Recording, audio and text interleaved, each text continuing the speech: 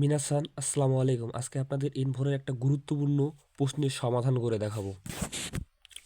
তো প্রশ্নটা হলো, তোনারি নো হেয়াদে ও খিনা ও তো সীতা।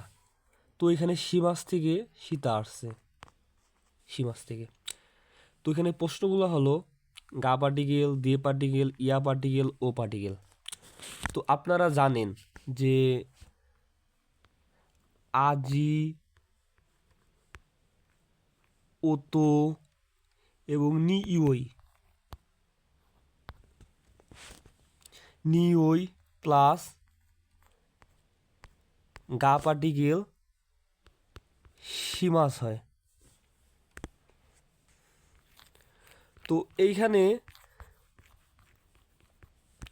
প্রশ্নে আমাদের ওতো